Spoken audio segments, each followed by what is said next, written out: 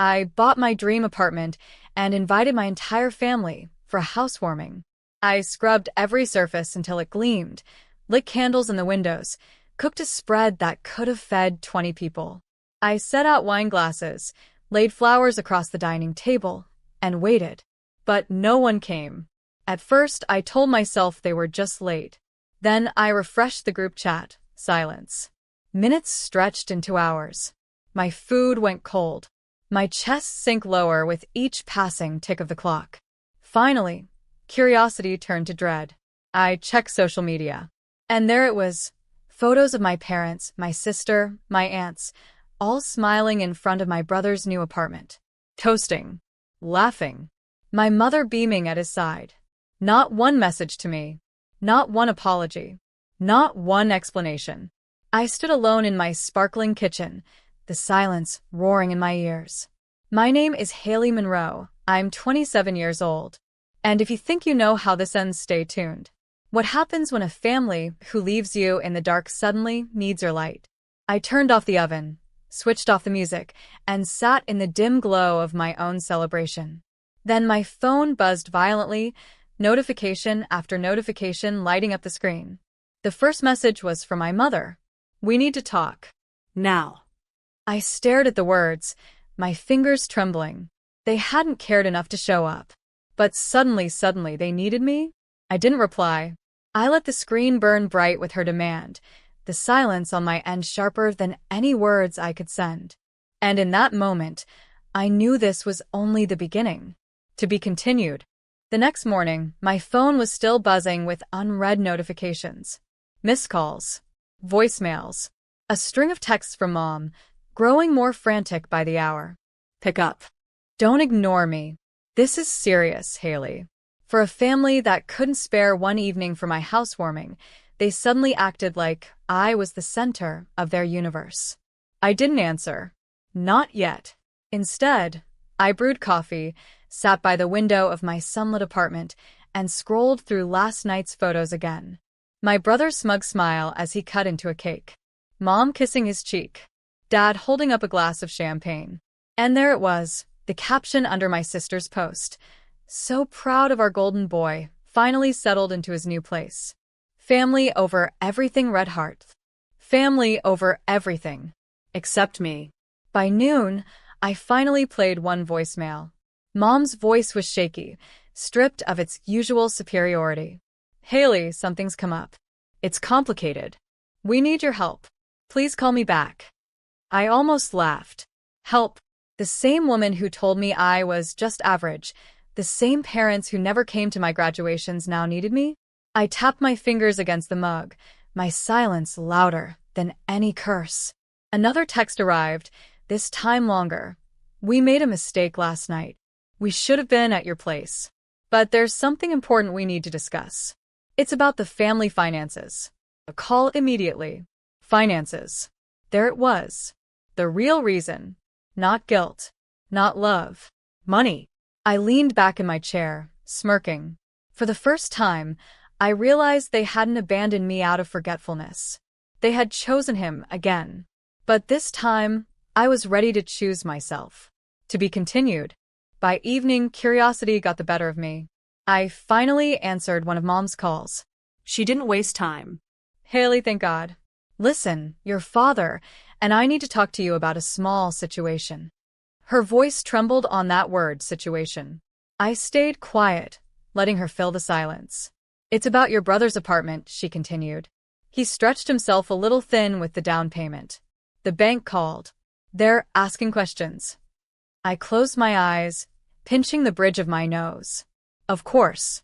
My brother overspent, and now they wanted me to clean up the mess. Dad's voice boomed suddenly on speaker. "We thought you could step in. You've been saving, right?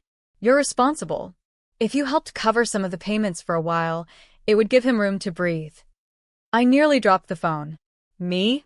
After you skipped my housewarming to celebrate him? After 15 years of pretending I don't exist?"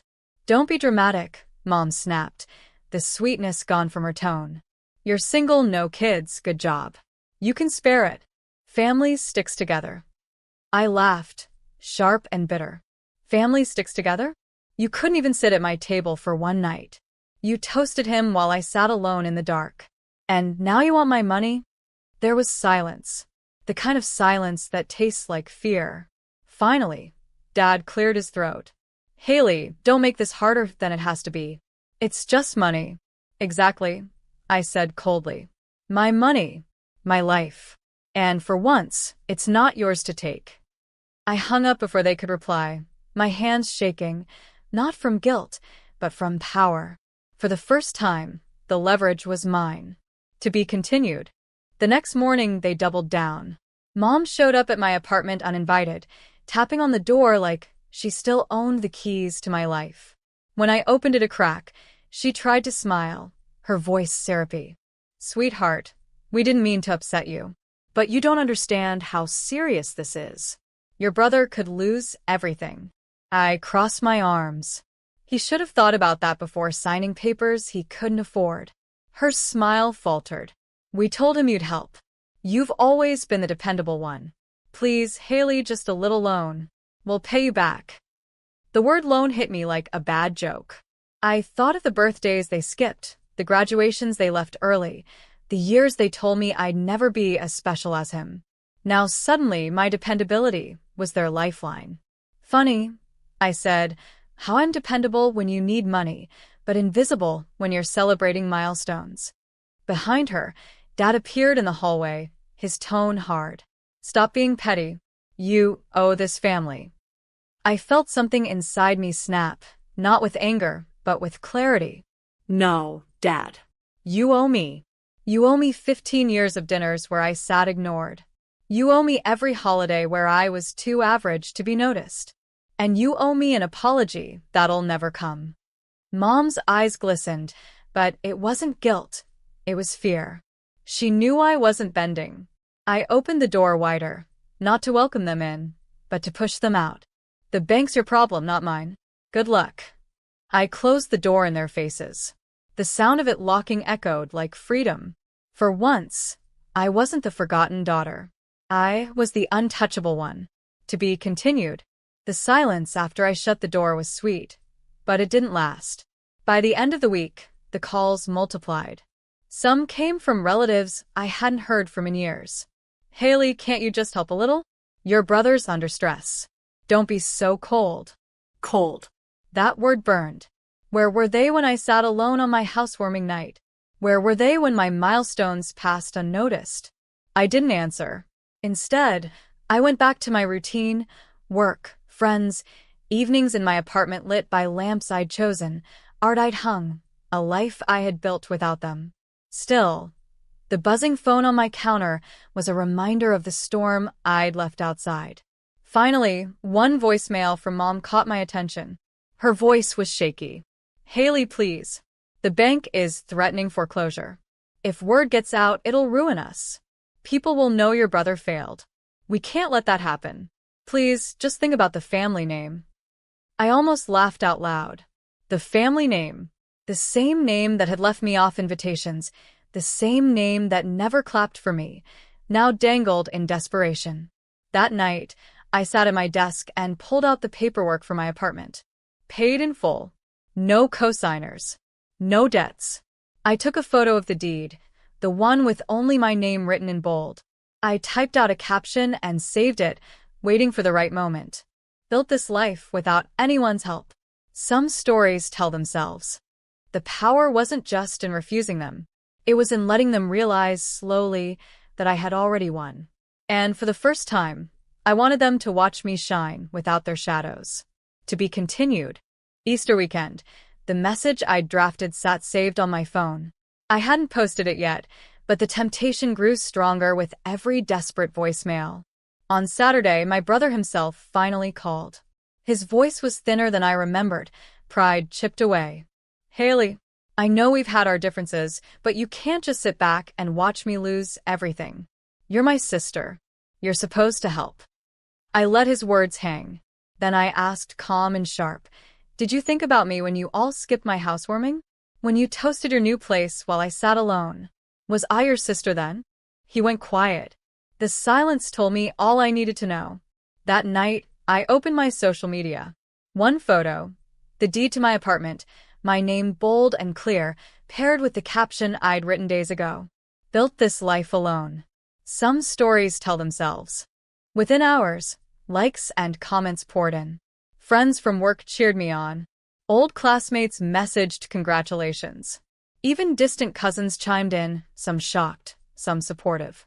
And I knew, without a doubt, my family had seen it. By morning, Mom's text came through. "Haley, take it down. People are asking questions. You're humiliating us." I typed back. "Funny. I remember asking for the same thing when you humiliated me. Difference is, I have proof and I'm not deleting it." The weight shifted again. For years, they held power with silence, with favoritism, with exclusion. But now, their silence was the prison, and I was the one holding the key. For the first time, their shame wasn't my burden. It was theirs alone. To be continued. By the end of the month, the ripple effect of that one post had spread everywhere. At church, people whispered about how my parents forgot their own daughter's housewarming. At my brother's work, his co-workers teased him about moving into an apartment he couldn't afford without begging his sister for help. Even my golden sister facade cracked. Friends unfollowed her, tired of the endless bragging when the truth was now out in the open. I hadn't said a word beyond that single caption. But silence, paired with proof, was louder than any speech. Then one evening I heard it, pounding on my apartment door. Through the peephole I saw them all. Mom, Dad, my brother, and my sister. I opened it just enough to lean against the frame. "Well," I said, "if it isn't the family that suddenly remembers where I live." Mom's mascara was streaked, her tone desperate. "Haley, please. Take it down. We can't go anywhere without people whispering. Your brother's reputation is ruined. We're drowning in humiliation." Dad's voice, usually booming, cracked. "We made a mistake. We should have been there for you. But don't destroy us over one night." I let them stand in that silence, the irony thick in the air. One night. For me, it had been years of nights, birthdays, holidays, milestones ignored. Finally, I said softly, "You taught me I was disposable. Now the world sees the truth. You disposed of me first." My brother tried to step forward, but I raised my hand. "You don't get to rewrite this anymore. You left me alone once. Now you get to feel it too." Their eyes dropped, heavy with shame, and I shut the door. To be continued. Thanksgiving came again, and for once, I didn't dread it. My apartment glowed with warmth, candles lit, friends gathered, laughter spilling out of the kitchen. The table was full, not just with food but with people who valued me. There were no empty chairs waiting for family who never showed. As we raised our glasses, I felt a peace I hadn't known in years. No performance, no pressure, just belonging. Meanwhile, across town the story was different. A cousin texted me a photo from my parents' house. A sad-looking turkey, burned on the edges, my brother and sister glaring at each other, my parents forcing smiles through silence. The caption read, "It's not the same without you." I didn't reply, because that was the truth. They had built their holidays, their family image, their pride on my silence and my service. And when I stopped showing up, everything they thought was solid collapsed. Later that night, as my friends left and the laughter faded into quiet, I stood by my window overlooking the city lights. My phone buzzed again, a voicemail from Mom, her voice heavy with regret. "Haley, I'm sorry. We should have been there. We lost sight of what mattered. Please call me." But I didn't. Because poetic justice isn't loud. It doesn't need shouting or vengeance. It's the raw turkey on their table, the whispers in their circle, the silence of a daughter who finally chose herself. They wanted me invisible. Instead, I built a life too bright for them to dim. And for the first time, I realized I wasn't the forgotten one. I was the one who walked away whole.